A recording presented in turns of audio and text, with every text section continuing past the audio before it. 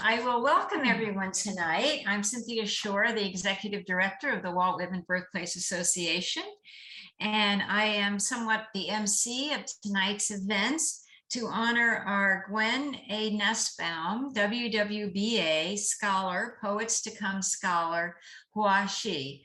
And let's have a round of applause. Do I see her? Oh, there you are up there. Yay. Congratulations. I would like to go around and introduce the speakers, and then I will introduce them one by one. They will greet everyone. But first of all, I want to welcome our guests who are in virtual land. It's a pleasure to have you here, and our other trustees who are on the video, Maria and Mark. So without further ado, let me introduce now, the next to myself is Molly Peacock. She's one of the judges. Molly Peacock, give a wave. Okay, and there's Maria, she's a trustee. You can give a wave. And Mark Nuccio, another trustee, par excellence, as they all are. We couldn't do it without you guys. Okay, Mark, hi. And Robert Savino was one of our trustees and judges. Hi, Robert. Hello, all. Okay, and Gwenn, hello. One of our honorees, and the scholarship is named after her or in her honor. So welcome, Gwenn. Be here. Okay, so I think I've introduced the major players here. And again, I want to say I'm the director of the Walt Whitman Birthplace, and it has given us great pleasure this past year to form this scholarship, and Gwenn will speak more to that point. But I would like to say hello to our guests in the virtual land. If you're friends of any of us who are on screen, welcome. And we are videotaping this, so please share it with your friends who are not here tonight. We operate the Walt Whitman Birthplace, and we invite you all to come. We are a small nonprofit, and our mission is to preserve and promote the legacy of Walt Whitman. So it gives us all on the board, and I'm sure all of you who are here tonight, great pleasure to be promoting and perpetuating that legacy in an honor of a poet and poets to come. So I would like to introduce our judges, and they were going to say a few words. So I guess, first let me introduce Gwenn. And Gwenn is going to describe the scholarship, maybe its origins and its intent for those of us and those of you who are unfamiliar with that. So it gives me great pleasure to introduce Gwenn Nusbaum. She is a relatively new trustee, and she came to us a year ago making a donation and seemingly so excited and impressed and wanting to do more for us that after a few conversations, I shared her resume, her great qualifications. She's a poet and a social worker. I shared them with the board, and it wasn't too long, as you might imagine, that we all agreed that she should be invited. So we did invite Gwenn to the board, and we're very happy that she accepted. And now I will turn it over to Gwenn, who will talk about the scholarship. Gwenn? Thank you. Good evening. Welcome. And thank you for joining us for this inaugural Poets to Come Scholarship Award. What an honor to introduce this award and its first recipient, Hua Xi, who will speak and read their poem soon. To begin with, I want to thank our Executive Director, Cynthia Shore, for her leadership and mutual and mindful support of this award, the origins of which evolved in the second winter of the global pandemic, 2021.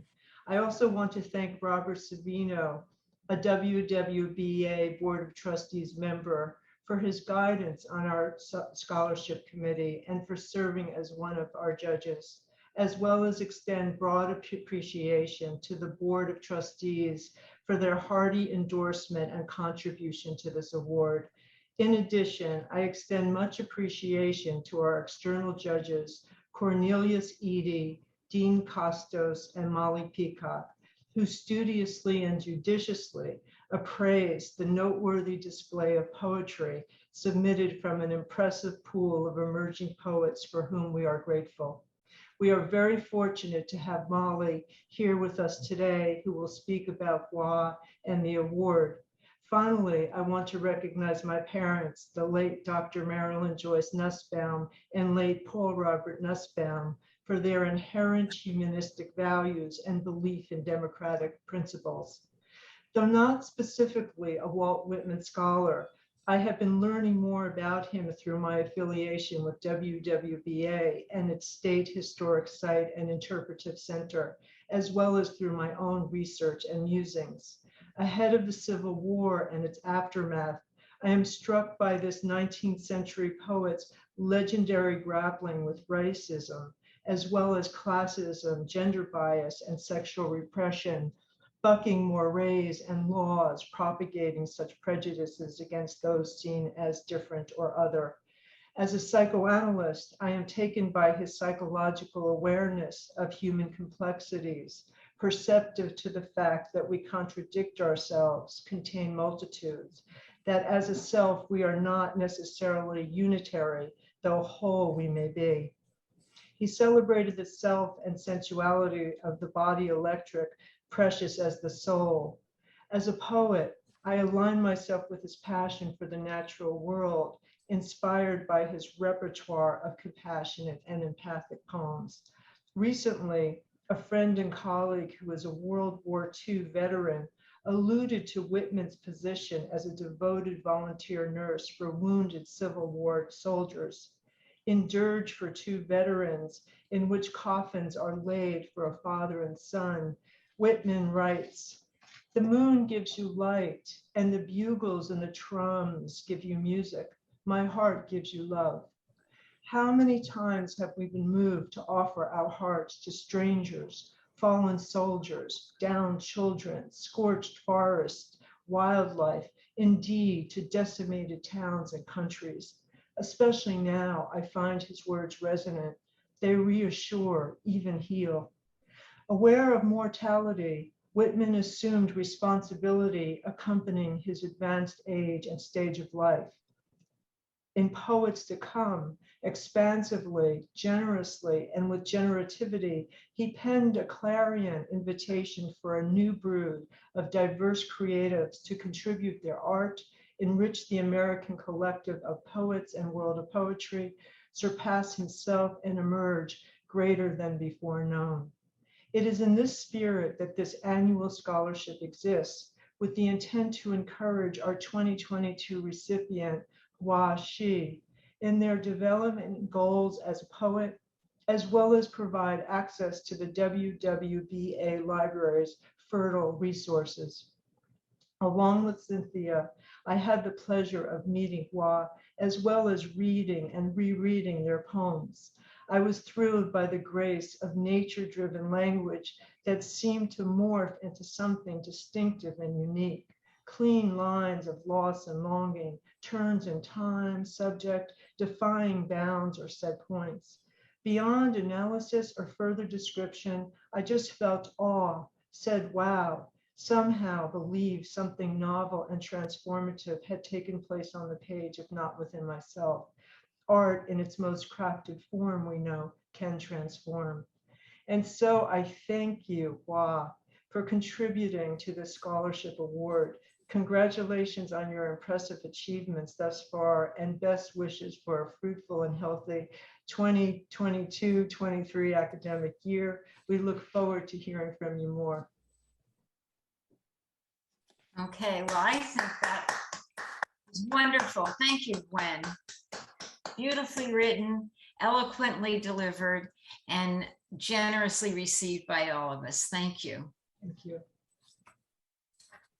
Now I would like to introduce Molly Peacock. She was one of the judges, and as was I. Gwen was sitting in. She was not a voting judge, but certainly we wanted her intake and opinion. As you can see, her erudite opinion is very well received and received readily with our judging. So Molly was a very active judge, and she had many things to say about all the contestants, but she, like Robert and myself, agreed on this finalist. So I will let Molly speak more to that. Molly? Well, it's a pleasure to be here this evening. And I just want to begin by thanking Gwenn Nusbaum for endowing this award. There are many kinds of poetry activisms, and to create an award that encourages a person to engage more in poetry at a crucial stage in that person's career, I think it's a boon to all of us in poetry, and in particular to the Walt Whitman birthplace, because I think, if I might project a minute, that Walt himself would have enjoyed the fact that this award exists. So when we got together, and that is Robert, Cynthia, Gwenn, Dean Costos, who is a marvelous poet, and Cornelius Eady, who is practically an institution in poetry. We were all reading the finalist selections that Cynthia had forwarded to us. And we were in despair because there were really, really good selections. There were many, many. I had a lot of trouble ranking them. And we were supposed to assign a number. Always a difficult thing when you're judging poetry, because poetry is almost exactly the opposite of ranking something by numbers. So and I would say everyone who read Hua's poems was impressed with them. And myself, I felt transformed by them as a reader. When you're judging a poetry contest, frankly, you are judging to eliminate people.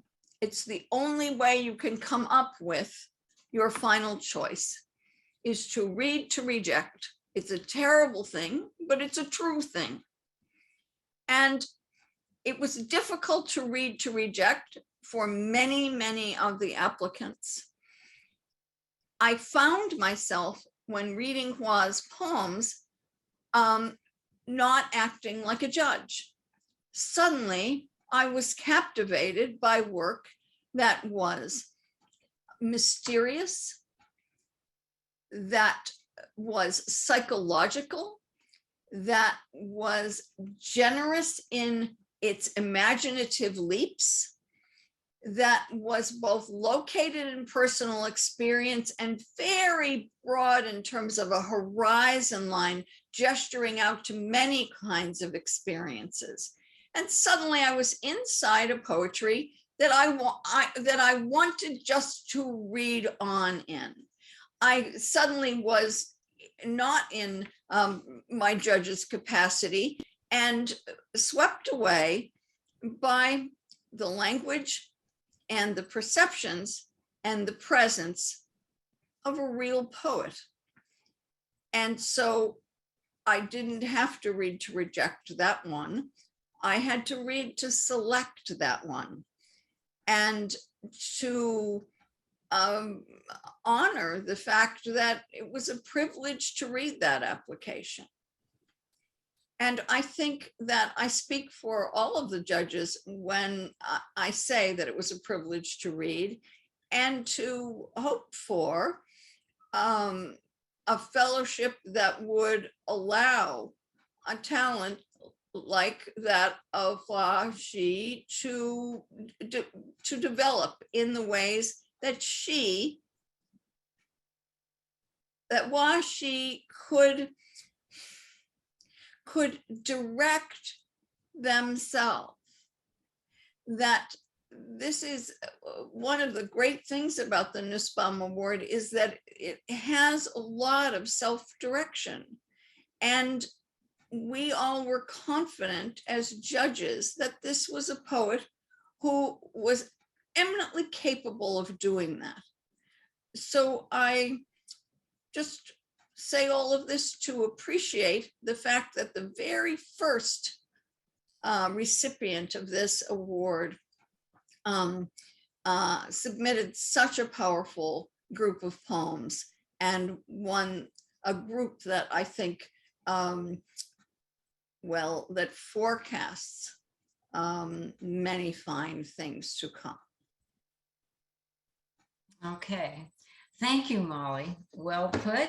And I think we can clap for what you had to say with your comments about the program. Okay, and now another esteemed judge on the panel who is here tonight is our trustee, Robert Savino. He is a poet in and among himself, a Suffolk County Poet Laureate, and has done many active and fine things with the community in Suffolk County, the poetry community. And he was one of our judges, a very busy man. He took time out for our many meetings and conversations. And so I would like to present Robert and his comments on the program. Robert? Oh, thank you, Cynthia. Thank you for selecting me to represent the trustees. And Gwen, just what a wonderful thing this first award has turned out to be. I was honored to be a judge, honored to be amongst the other judges that were part of this program. And there was so much that was said. I just want to directly talk about why I selected, and it was one of my selections, as it was the others. As I read through the submission, I began to listen to your voice, Hua. The voice came out in both the poems and in the vision. In your vision, you stated of your interest in the mind and its internal languages, and your goals, your professional writing goals, were to establish a life of poetry, to teach and facilitate poetry. And at that point, I heard the echo of Whitman and what poets to come. And when it came to the poems, I was just blown away by the surrealistic imagery, the pain, the possibility, the expression through the sense of self, with all the intensity that anchored your brilliance. In the poems, and specifically in the poem, I found the Whitman-esque use of repetition in the poem Dream with Clouds and Tigers. And from the poem Everything Lies in All Directions, the line, once I came back through a grass. I had hoped that this Scholastic Award to come would go to somebody who would rise from leaves of grass like a phoenix on the wings of Walt Whitman. And without reservation, you fulfilled that wish. So I congratulate you, and I hope the next time that I get to listen, that we're live at the Walt Whitman birthplace. Okay, and thank you, Robert. That's wonderful. Thank you. And let me say, we are having this celebration and the award ceremony tonight on Zoom because of the COVID pandemic and troubles. But we have invited Hua Xi to come back next June when we announce the second winner. And then we will all get to meet her in person. She will come to the birthplace, and she hasn't been there yet. And she will offer a reading in person, and we will all get to experience this wonderful voice that Robert talks about and the wonderful images that Molly talks about. Her poetry, myself, and we can all experience it together in her own voice next year. So we all will look forward to that. And we are very excited to learn at the end of the year what she has produced, and she will share that with us. Okay. I do want to share, of course, Cornelius Eady was very upset that he couldn't come, a very busy person. And he sent his best regards, his congratulations, and all best wishes to Hua Xi for tonight.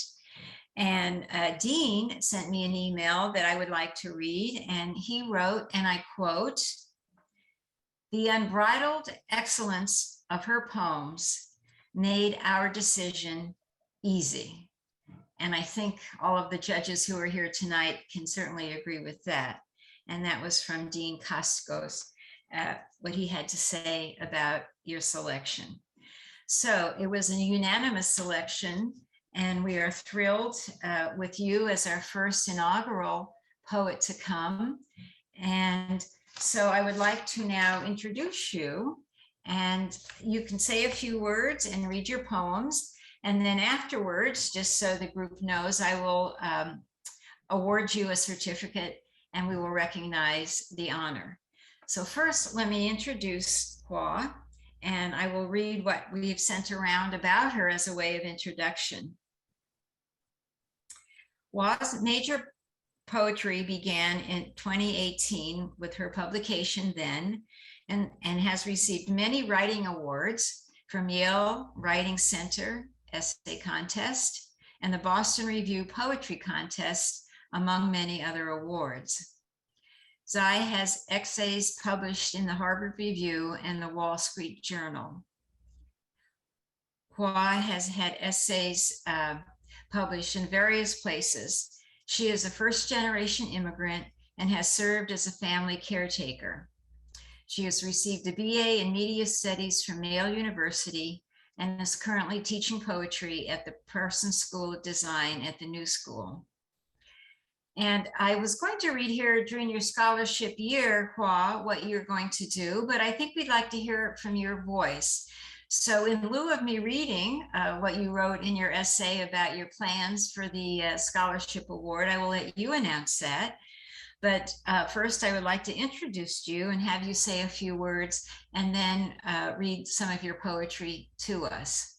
So it gives me great pleasure to introduce our inaugural Poets to Come, Gwenn A. Nusbaum, WWBA Scholar Award, Hua Xi. Welcome. Thank you so much. And thank you everybody for saying such kind and thoughtful words. I really didn't expect to hear such kind and encouraging things from everyone. And I'm so glad to get to be here today.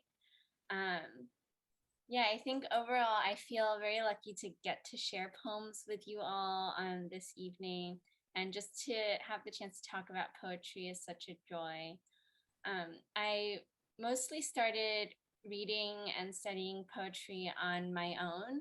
I kind of discovered it just while I was reading the paper, reading magazines, and I didn't formally study English or creative writing in school. So I think something like this scholarship is really encouraging for me, and I think will allow me to hopefully take some more formal classes and get to study poetry in a bigger community of other poets. And yeah, I think like was mentioned earlier, I think community is such an important part of poetry, and that is definitely something I hope to be a part of throughout my life and throughout my career. I do really enjoy teaching and facilitating workshops. I worked more so in the visual arts for the past few years, and I'm actually not teaching poetry at Parsons. I'm teaching an arts course, but we are going to fit some poems in. But it is my hope to, while I work on my own practice, to also continually help facilitate like community spaces and teach workshops. That's something I really enjoy doing. So thank you everyone for being here with me today and listening to my work. Oh, one other thing I wanted to talk about was why I applied to the scholarship.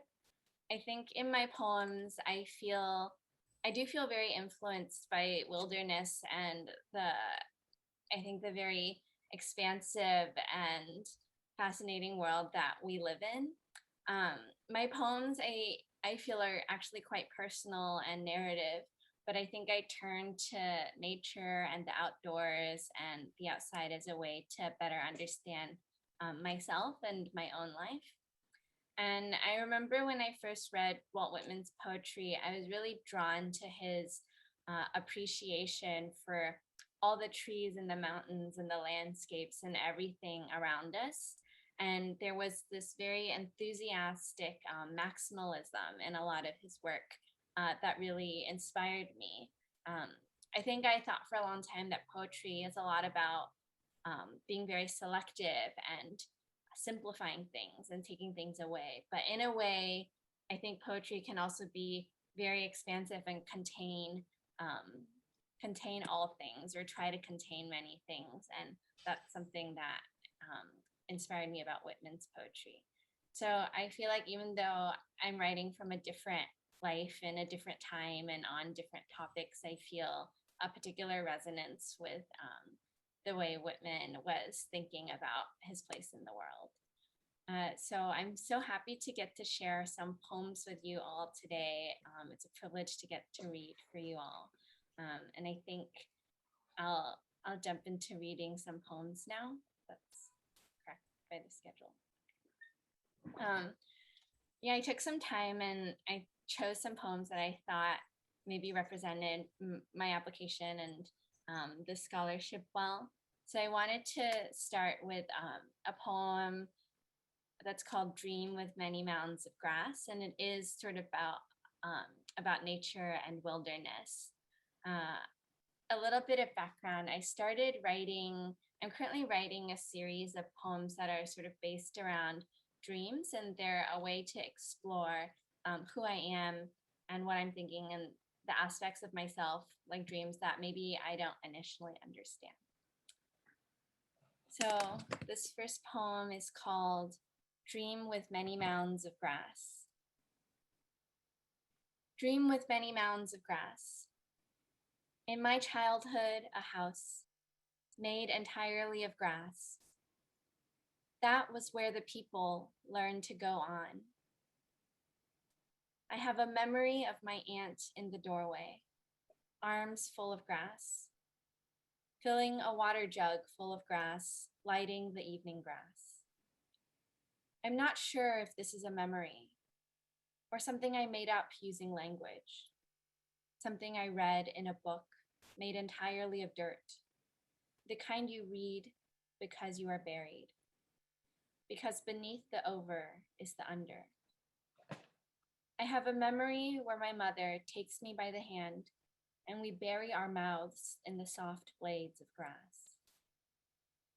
And wherever the wind walks through us, we scream with our slightly swaying motions, green with miniature yellow flowers, nameless and wallpapered with dew. The pauses in our conversation feel just like this. They rise and fall like the green hills, like how the future prepares us for the past. Oh, I lit your goodbye like a candle. The grass of the world is luminous and full of surrender. The pages of the grass turn and the world turns. Everything is brave and unfinished. Every unfinished thing is innocent because it does not know how it will end. I wandered without time or a coat and repeated the word love, a fragment of the oldest surviving poem, muddy and crude like soil. I grow a body of grass in the absence of a landscape. When the night strolls through me, I make my little noises, because the earth is still not yet over, because the ending is a grass that grows down and then up. Underneath the everything is the else. At the beginning of the old man is the child.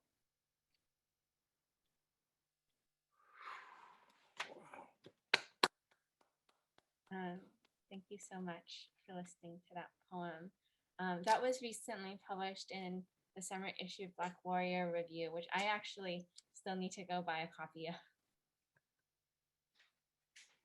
That was incredible. Thank you so much. The next poem I wanted to read, I also wrote and published pretty recently. It was in The Atlantic about a week ago. And it's also a poem that I think was about, for me, a certain kind of maximalism. And I think there was a sadness at the center of the poem, but I wanted to retain a lot of joy and delight and beauty in the rest of the poem. So this poem is called The Past Still Needs Me. The past still needs me. In a dream, rain ran past me, half shouting, half stumbling, tripping over its dress of rain. Beauty always seems to rush straight through me, on its way to someplace else. Years ago, a younger, more innocent rain fell across the doorway where my mother lingered, carrying laundry. Behind her, cherry blossoms boomed across a cave of pure sky, which is how I remember it, which is maybe how it happened. When I look back for too long, the beauty is gone. In a dream, I walk across a plain, carrying books filled with flowers. People in books carry tulips and secrets and handwritten letters to each other. Maybe my life is trying to tell me something. These days, I want to wander, but the past still needs me. How could I ever leave? Anyways, a boat is no good in the rain. I fill my useless boat with useless wildflowers, sail uselessly across the sea. When Ulysses asked for wind, it's because he knew exactly what he would be losing. My journey is this child made of rain, already lost. When I come back to life, I hope to be more than our suffering. Like my God, the storm is so shimmering, incredible, and glad. I want to break like that over everything.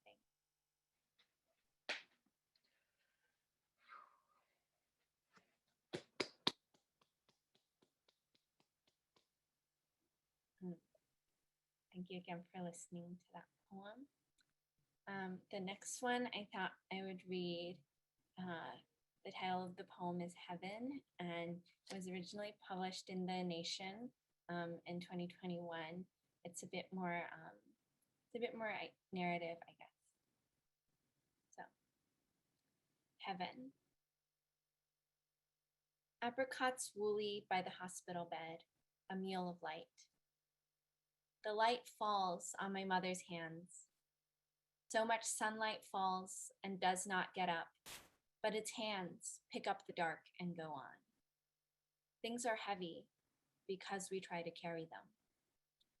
My mother said, in this lifetime, learn to be alone.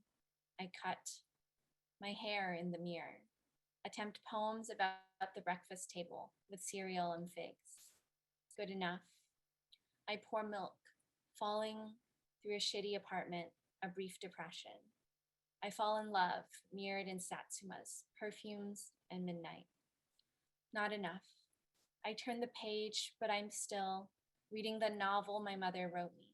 The room with the view, the wide Sargasso Sea. A pair of hands tends me. Loneliness is an imaginary thing, but so is the entire country. You try. There are ceilings you hold up like heavens.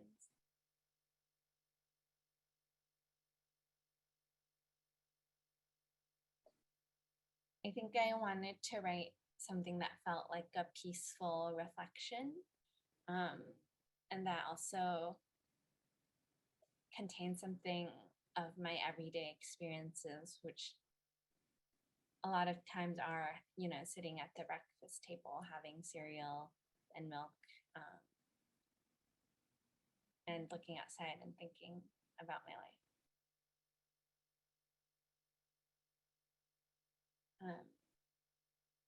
The next poem is one of the earlier poems that I wrote, and I think it maybe was one of the first poems that I ever got published. It was in Guernica,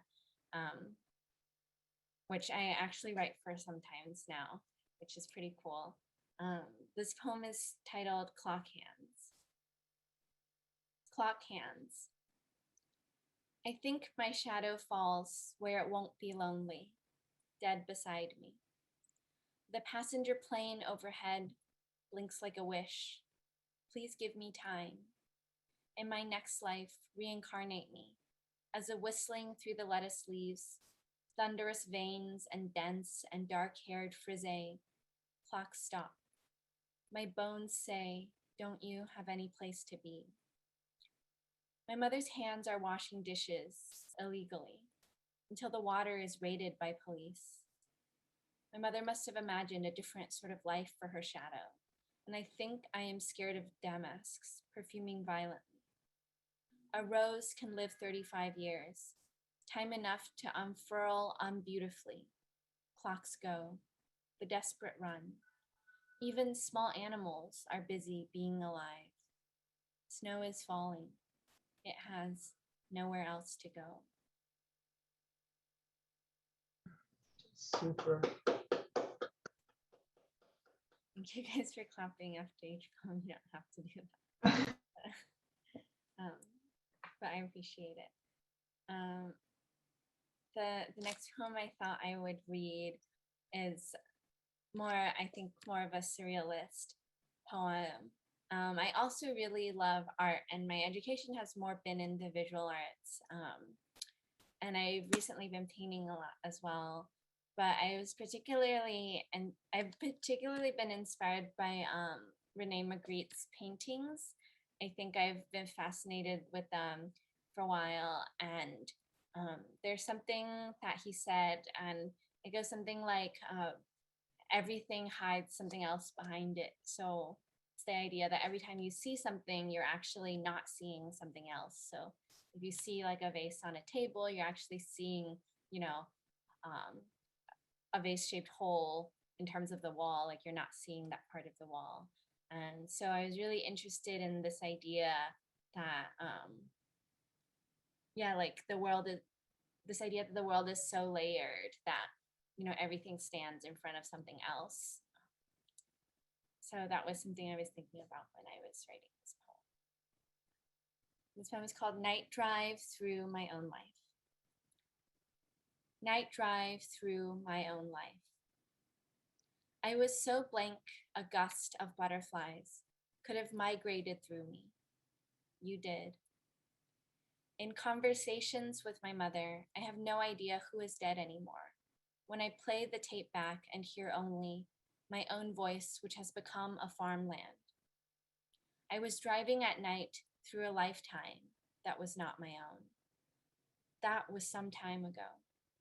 And the twilight elms rustled up against each other, ignoring me entirely. I was turning around to get a good look at the someone who I was yesterday, her in the portrait. Here, I'll stop for a while, just to watch the last winter on the branch become an orange, watch our memories growing up. Now she is an actress in a falling scene. Now she is busy with something other than being alive.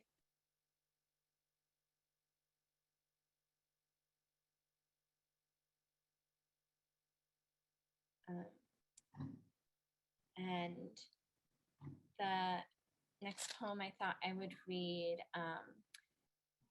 I think someone quoted from it a little earlier. It was part of my application. It's a shorter poem. It was in the New Republic at the beginning of this year. And I think it's one of the poems written that I was most proud of because I think it felt really complete and finished when I wrote it. And I think it also was very influenced by Magritte's paintings and this idea of things hiding behind other things and this world being like this cascading series of everything. So this poem is called Everything Lies in All Directions. Everything lies in all directions. Death is the same in both directions. It wants to go somewhere. It wants to come back. Once I came back through a grass. Purple cone flowers floated there, attracting bees. The whole field was humming. Once I came back through the dead. This roughly translates to something my mother lived through in Chinese. My mother said, I don't read, it's too tiring. It's true, people who wrote things lied to her. Once I came back through a poem. Time refused to pass there, and loneliness drifted down past my window like snow. Alone, I did not move. Worlds changed around me. Everything beautiful lay both forwards and backwards. Everything translated into butterflies, which billowed into a breath of tall summer. They blew out of the past and into a future. Was it yours or was it mine? Then I was a child. Once my mother was. This is how you learn that nothing ends unless it has to.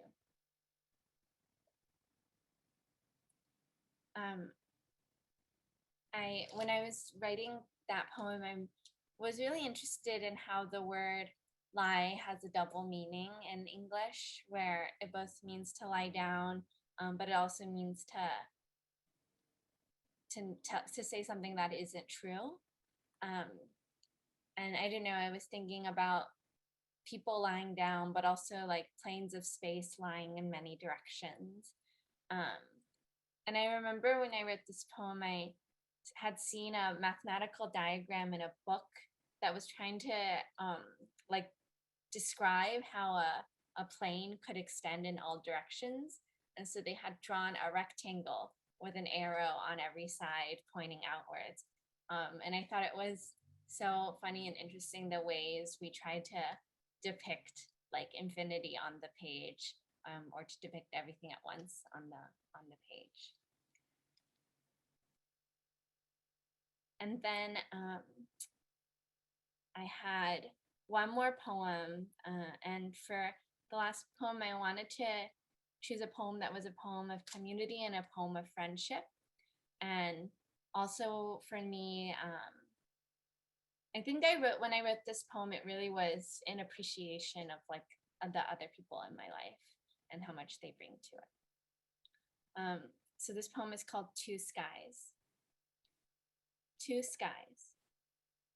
A bird flies from your poem to my poem. It is looking for the idea of sky, which is the only thing above my house. How beautiful the idea. I like to think the winds blowing into my heart come from somewhere, come from your heart. That these ideas extend like a sea of innocent grass, where our ambitions sprint massively like horses.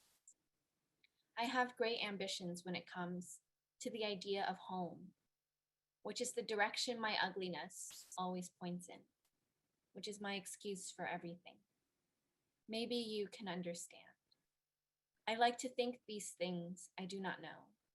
For all I know, the sky is a stone tied to the very bottom of the idea of flight. So that was the final poem that I had prepared for today. And thank you so much again for listening. I really appreciated the chance of getting to read for everyone here. Thank you so much. I'm very interested in the fact that you're also an artist. Yeah, I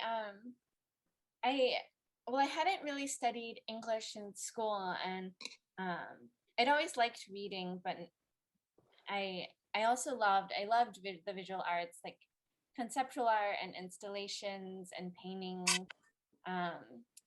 and I really loved artworks that were like kind of simple objects with like an idea behind them.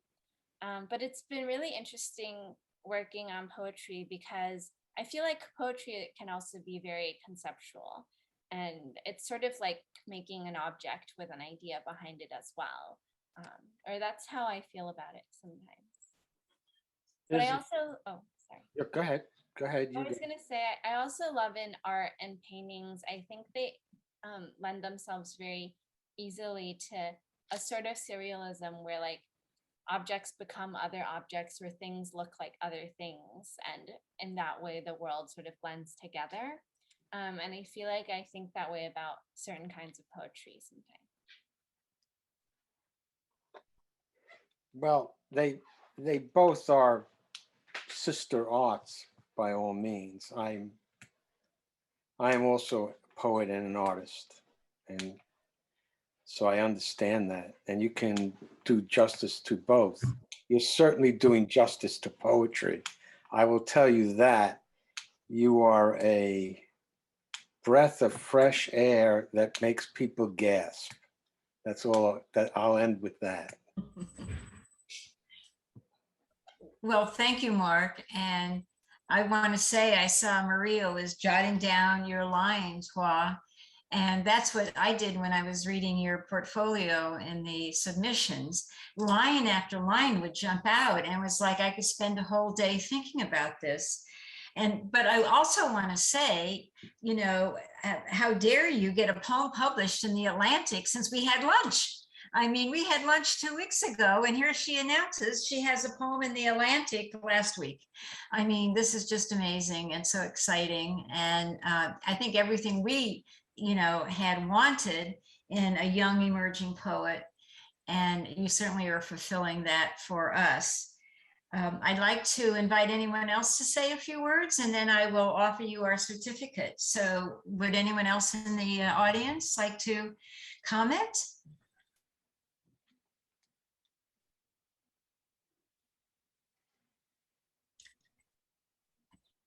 I think they're afraid to go after you, Hua. You know, what can they say that is going to be anything more insightful or beautiful? So I don't disagree. And so without further ado, I will present our award.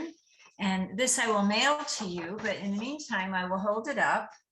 And this is the Gwenn A. Nusbaum WWBA Poets to Come Scholarship Award, listing you as our honoree, and with the seal of Walt Whitman's house.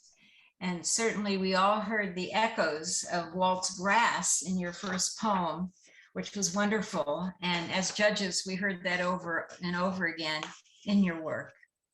So congratulations. I think we should have a round of applause for Hua and congratulate her once again for her wonderful achievement. And thank you, Gwen. I just took them off.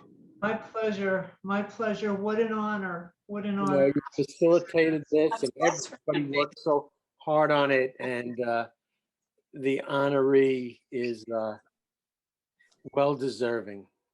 And thank you. Thank you. Thank you. Judith, were you going to say something? Congratulations, Gwen, from your relatives, Laura and Meredith. Okay. What a wonderful, wonderful evening. What a wonderful first winner. So congratulations to everybody involved.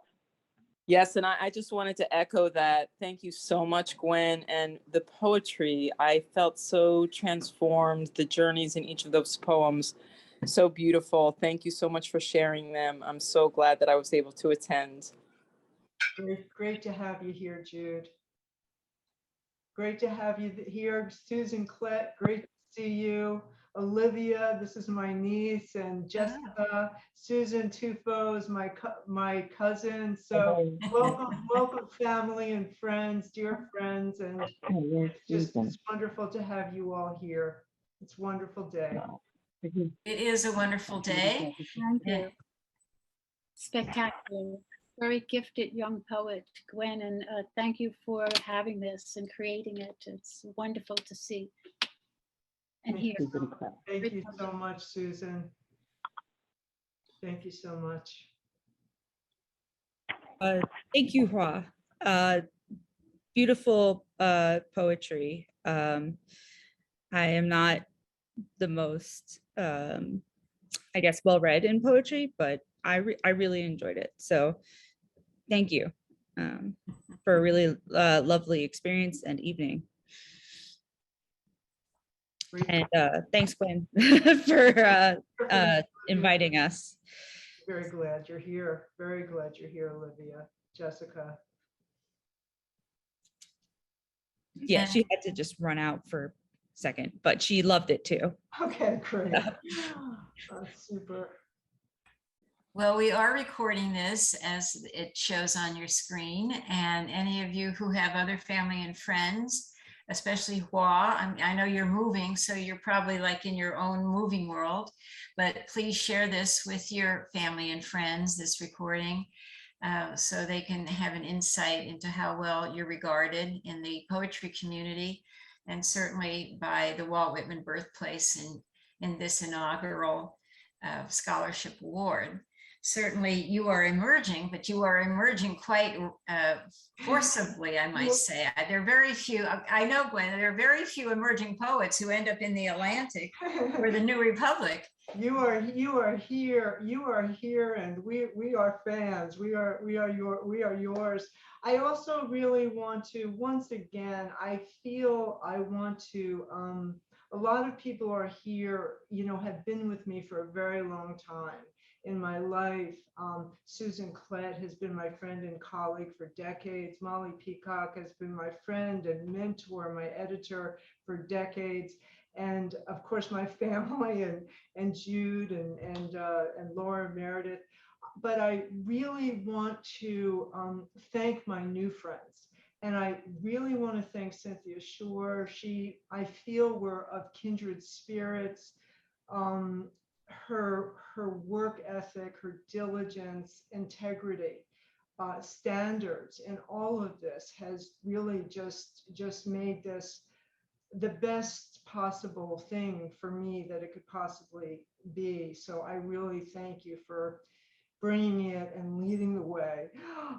And I also want to thank, my new friends, and Bob for being there, and Mark for getting on, and Maria and Gail, who was just here and in and out. But really, this is a pleasure and an honor. And I hope that we will all go strong together and really move on in a healthy and fruitful way into our future. So many thanks from my heart.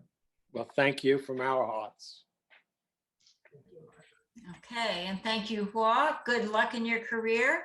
And we shall meet again as a group next June, where we can all meet you in person. But in the meantime, please use the Whitman birthplace as a resource. And as mentors, we're here, to support you.